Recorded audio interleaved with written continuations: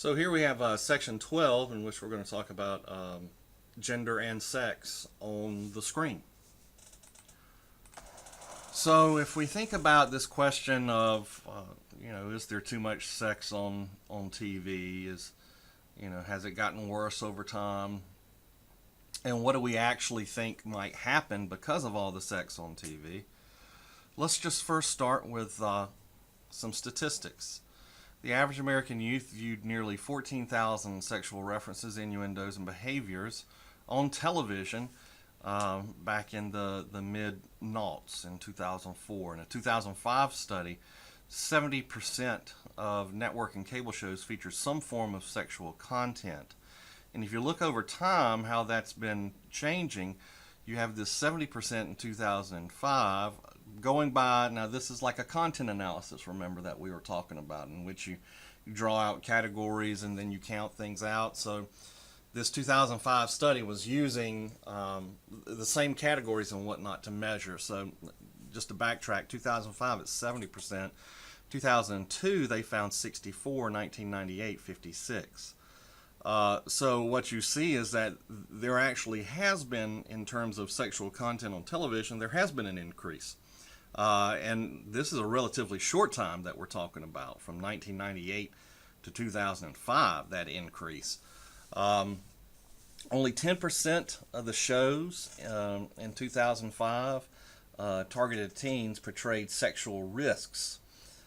So when they looked at the shows that were targeted to teens, and when there was sexual content in those shows, only 10% of the time did they actually talk about the risks of sexual behavior. There was a different study also done around the same time that looked at 242 TV episodes.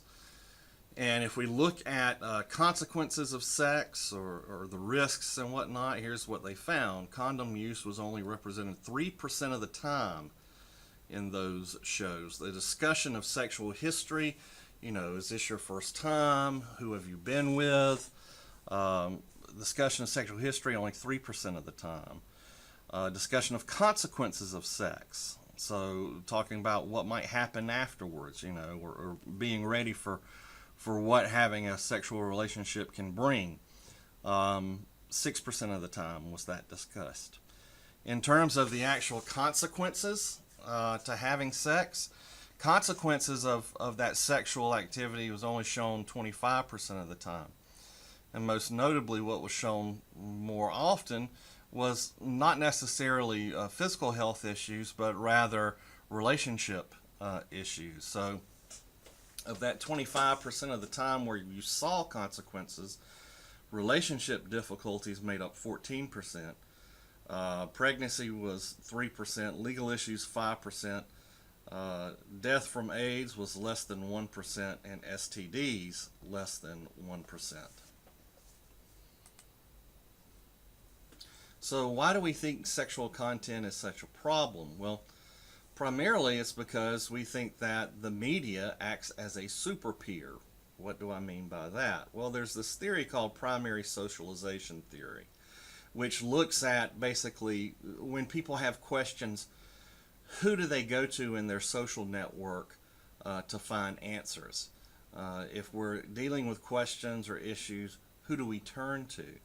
And so within this primary socialization theory is this agent that we call the super peer, which is media, which means if you lack enough information from your social network, you will start looking towards the media to give you your information, and the media kind of becomes or the person views the media as it must be universally true, right?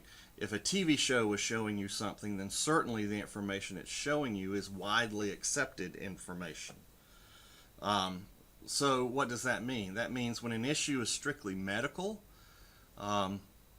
you've got a cough, you've got a rash, you've got fever, what does all this mean? If it's strictly medical, adolescents prefer a medical source and then a parent. So, when you start to feel sick, or it's some kind of weird kind of feeling that you have, a lot of times people will either go to the doctor or they'll go online and try to self-diagnose.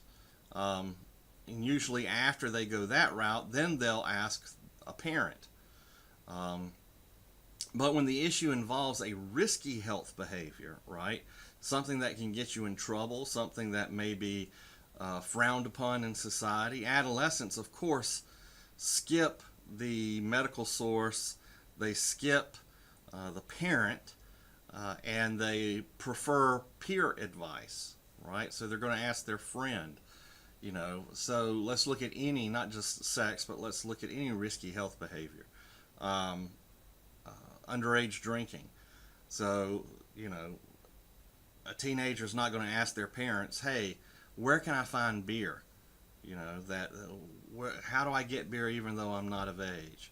How do I find marijuana? What does it feel like when you're high? These are questions that most teenagers aren't going to ask their parents, so they choose to ask a peer. And if you lack good peer information, then you go to the media. And so that's what this super peer and primary socialization theory posits, that the reason why we pay attention to this stuff and are worried about kids learning about sex through television is that we're afraid that they're going to look at what's on TV and make this misjudgment that, oh, this obviously is a correct interpretation of sex. This obviously must be how sex really works. So how does, watching this, how does that actually occur? I just said that kids will watch it and they'll think, oh, okay, this is how sex is supposed to be.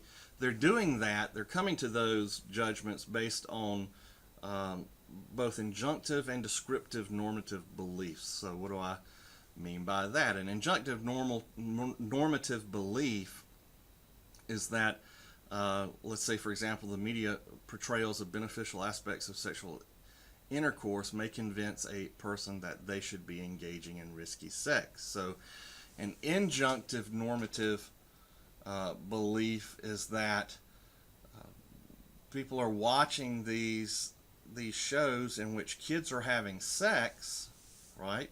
And nothing bad is happening to them. In fact, the ones that are having sex seem to be happy. So obviously, sex must be okay for teenagers, right? They don't see the bad things that can result. They don't see the risks that can occur when you're sleeping around. And so since they don't see those risks, and they just see what appears to be positive results about teenage sex, then they start saying, well, it must not be that big of a deal. It must be okay. It must be acceptable. Then you have descriptive normative beliefs, which is, if you're watching a TV show that is directed towards teenagers and young adults, and all the characters are sexually active, and you're seeing sex scenes about everybody, then you just obviously look at that and say, okay, well, apparently everybody's doing it. And so it makes it easier for you to engage. So that really is this descriptive part of it, right? The media is describing to you, saying, hey, look, all of these happy, successful main characters in your show, they're having sex. So you should be having sex too. Pluralistic ignorance can develop as well from seeing this sort of stuff. So what is that?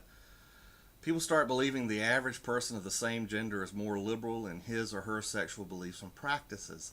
So how does this tie in? Well, if you start watching TV and everyone on TV is having sex, then your assumption is, okay, we're all supposed to be having sex.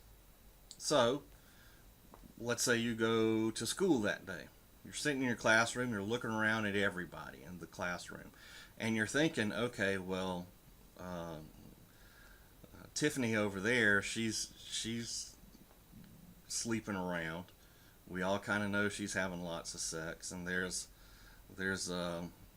James over there, and he's having a lot of sex, and then there's Tim, there's Sarah, and both of them are having a lot of sex, and you're sitting there saying, okay, all these people, from what I'm hearing, are very sexually active, more so than I am, right? So obviously, I'm supposed to be doing what they're doing, but when you really start to look at pluralistic ignorance, what's happening is you're sitting there making assumptions about Tiffany and James and Tim and Sarah, but they're also sitting around making assumptions about you. So, Tiffany's not having a lot of sex and hasn't had multiple sexual partners, but she looks around the room and Tiffany says, yeah, James and Sarah and Tim, yeah, they are having lots of sex. And then if we go over to James, it turns out James isn't having that much sex, but he's looking around going, yeah, Tiffany and Sarah and Tim, I know that they're sexually active. Everyone has everybody else. Each person has everybody else pinned as being more sexually active than they actually are. And so that's what it means by pluralistic ignorance. Everyone is ignorant about what the real situation is, right? And this only gets perpetuated more so with these kind of macho stereotypes that men have, in which you're supposed to be having lots of sex if you're a teenage boy, right? That's what teenage boys, that's what the popular ones do, is they're having sex all the time. So and teenage boys will lie or make embellish a story to make it seem like they're more sexually active than they actually are, and that just fuels on pluralistic ignorance. So why is there so much sex on television? Laura Mulvey is a scholar, and she coined this phrase, the male gaze, Gaze, saying that a lot of the media that we watch, a lot of the visual content we watch, assumes the perspective of a male, right? And that one of the things that we like to do with media is use it as this kind of voyeuristic lens. TV lets us peek into other people's lives, right? It lets us see what's going on in their life. Even if the story's fictional, we still kind of are voyeurs. We're not taking part in the story. We're just watching it unfold. And so Mulvey says, yes, that's what we do, and that kind of voyeurism leads to treating people like objects. If you're not really engaged with the people, if you're not part of the story, if you're just an audience member on the outside looking in, that voyeurism can give us pleasure. Sometimes that's known as scopophilia, right? In which we get pleasure by being a voyeur. And so Mulvey argues that that's what's happening. It's just that voyeurism is more often than not constructed from a male point of view. Therefore, if we treat things like objects, we treat women like sexual objects. And so stories are written in which women are supposed to be beautiful and half naked, and we focus on that more so than we do how attractive or how sexy a male is. Because, a lot of directors, producers, it's a male-dominated industry. So, of course, you're going to get this perspective of a man when we look at the male gaze and voyeurism. If we look at female portrayals over time, the early images of women in the 50s and 60s on television clearly portrayed women as domestic objects subjugated by men. So the job of the woman was to stay at home, cook and clean, raise the kids, right? It wasn't to be out there working 40 hours, 60 hours a week, bringing home, a big salary. It was stay home and be the domestic goddess, Later in the 60s and the late 60s and 70s, portrayals incorporated more feminist viewpoints. We started to see female characters who were demanding to be treated equal to men. We also saw some shows pop up now that were focused solely on women, were driven by female characters. More and more of those. More recent portrayals incorporate this concept, this notion, post-feminism. Post-feminism is this idea that, this is one of those things that may be best defined by its contrary part. So if we look at feminism, what feminism is saying is that women are equal to men, that women can do everything that a man can do, and you shouldn't put a distinction between the two. If you've got a job for a man, that job can also be done by a woman, right? So that's what feminism was looking at equalizing the playing field, leveling it. The issue with that, however, is that after a while you get this rise up that says, wait, yeah, we want to be treated as equal, but we don't want to necessarily be looked at as completely the same. We are distinct. It's kind of that difference we were talking about between a melting pot and salad bowl, right? That the melting pot says everything that makes you unique, distinct, you need to let that melt away so that you can be part of the whole that is America, right? Versus the salad bowl says, no, everybody brings their own unique talents and personality to the fold. That's what post-feminism is kind of saying here too, which is, look, we want the same pay as men, we want to be rewarded the same as men, but there is a distinction between what is male and what is female.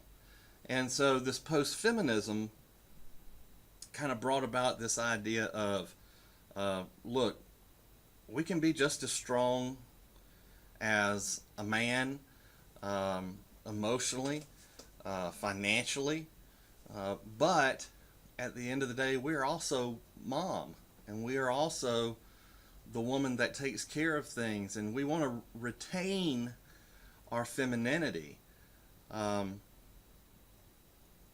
also being treated socially as equals. So you get shows like Sex and the City, Bridget Jones's Diary, some of these shows that kind of preach this post-feminism that says, look, we want the same things in life that men do. We just want to achieve them as women and be recognized as women. Critics claim that even in some of these post-feminism shows, the male gaze still exists. Women still strive to look good and buy products to attract male attention. And that really, that's what feminism, or post-feminism rather, that's what post-feminism is getting at. I'm just realizing I didn't really say the full definition up top. This idea that a woman can retain both her femininity and independence at the same time. She can be confident without being subjugated by a man. So now this criticism that I'm talking about below that, it makes a little bit more sense in context, in which these critics are claiming that even in shows like Sex and the City, Bridget Jones's Diary, this male gaze still exists. These shows would like to call themselves post-feminist shows, but if you notice, in Sex and the City, they are all still fighting one of the most major topics that is involved with Sex and the City is these women trying to find men. And so, in Bridget Jones's Diary especially, what can you do to make yourself pretty to attract a male? And so the critics say, you can call these post-feminists all you want to. At the end of the day, they are still seeking a man to define them, right? If we look at gender portrayals in the newsroom, a 2010 survey said only 24% of news subjects or interviewees were female. And a lot of times when you had female interviewees on the news, they would appear as the ordinary person, or we talk to a person on the street, versus when you talk to a male sometimes, which is labeled more as, oh, here's an expert on the field, right? So we're not using females as much on television as experts as we are just saying this is an ordinary person. In broadcast news, women made up 40% of the workforce, but only 18% of news directors. So there's kind of this acknowledgement in broadcast news that we want a pretty face. We want someone sexy to be at the anchor position, right? That's being seen all the time. But in terms of those that are actually making decisions about what is news and what isn't, when we look at the gatekeepers, only 18% of those are female. Women are more likely than not to be given stereotypical roles in primetime TV, right? So we still see some of these, the doting housewife shows. And then if we're talking about gender and sex, of course, we need to talk about things beyond just heterosexuality, right? There needs to be an acknowledgement that sexuality differs on television. And what does it mean when it differs on television? And how have we accepted those differences historically? Early media portrayed homosexuals as insane or criminal deviants. So they were someone that you should not trust, someone who was nefarious and had ulterior motives, right? And right now we still kind of see that with bisexuals on television. So you see someone who's sexually attracted to both male and female, and their character usually is portrayed as being a manipulator also, right? They're scheming. The reason why they are willing to have sex with either gender is because they're manipulating and trying to line things up that favor them. At the end of the century, however, we've kind of moved away from this insane criminal deviance to more of comic misfits. We start seeing more and more gay characters at the end of the century that are used as comedic points, right? So you look at, people talk about Will and Grace, and you look at someone like Jack, who is almost like a buffoon. And people can laugh about that, and people can laugh about him, and even Will in the show. He has his funny moments, and so people laugh about that. So you started to see, not only that, but like the gay best friend in a lot of shows, who was this really outspoken, hilarious character of some female who was the lead in the show. You also get lipstick lesbians on television, in which we don't see lesbian relationships between two very masculine characters. Instead, we see what they call lipstick lesbians. These, two quote-unquote hot women that are in a relationship together, and that, men stand around and make jokes about, oh, I wish I could see those two together. Or, hey, if you ever want a three-way, I'm interested. So it portrays even lesbian relationships from the male gaze, right? So it's still a voyeuristic kind of male perspective looking at lesbian relationships. One of the big things to kind of take away from this, looking at issues of homosexuality, heterosexuality, is this little key point here, in that on television, a lot of times, as long as sexuality reinforces patriarchal hegemony, the portrayals of those sexualities are safe. But when the issue takes front stage and counters the public's accepted roles for sexuality, controversy ensues. So let me give you an example of what I'm talking about there. I was talking about how we saw homosexuals as comic misfits. Because they're dismissed as comedians and flamboyant, out there characters. They're not ever really seen as a true challenge to patriarchy, right? They're not the take charge of it man, right? A gay male being looked at as a comedic misfit. They're not taken seriously as leading hero who's going to save the day and who's going to take care of everybody, right? But when the issue takes front stage and counters the public's accepted roles, okay, so what happens when you do have a gay character that is the protector, that is the person that is trying to feel what would be a very stereotypical masculine role? And so just some examples here. If you look at Ellen DeGeneres and the show that she has currently, it's well received. Everyone likes it. It's a talk show, and therefore the majority of it is based on some kind of comedic situations and events, right? She's at the heart of it. Ellen is a comedian. That's how she started, was as a stand-up comedian. And so as long as she's being funny, and as long as she's making little jokes about her sexuality, and you know, not trying to dominate people with it, it's acceptable. Once she starts taking away that humor from it, though, and starts making it an issue that she demands to be discussed, then it becomes problematic. She had a show, a sitcom actually, before the talk show. And this show, I think it was just called Ellen, it ran in the 90s. And this was before she publicly came out. The show was doing well and did well for a number of seasons. Then she decides that it's time for her to come out, and she decides to have her character on television, who is, even though they have the same name, it's a different character. She plays in the show, I think she was a bookstore owner.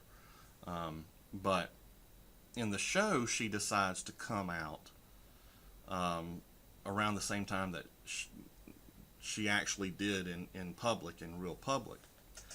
And when that happened on the show, people stopped watching, because it went from a goofy little quirky comedy to this woman trying to figure out her own sexuality late in life, coming to realize and accept what she has known all her life, but just was not ready to tell the world about it, and not really ready to tell herself the truth. But when she does that on TV, the ratings drop. The show's canceled. Probably one of the most, divisive movies that talks about challenging male patriarchy and heterosexuality is Brokeback Mountain. Brokeback Mountain, if for no other reason, is an excellent film in that the story takes the audience and makes them, if you watch the movie, it makes you have a reaction, right? Either you're going to say, yes, yes, yes, it really is. It doesn't matter that these are two male cowboys that are in a loving relationship. That doesn't matter. The story's ultimately about love and how tormenting any kind of love can be, let alone when you have to keep that love a secret. So it's a beautiful film.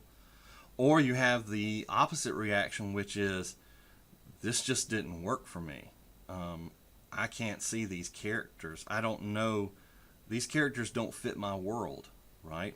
I don't know a lot of gay cowboys that are ranch hands. And so it makes you have a reaction. And that's because it's challenging these kind of male patriarchal hegemonies.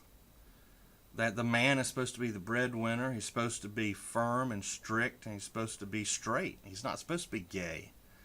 You're not supposed to have this quiet, brooding cowboy who actually turns out to be gay. That doesn't make sense to most people's stereotypes. And so that challenges them, and people start to freak out when their normal world is challenged and turned on its head. And that's what Brokeback Mountain did at the time. So that's all we're going to discuss for today. Thank you for your cooperation and attention.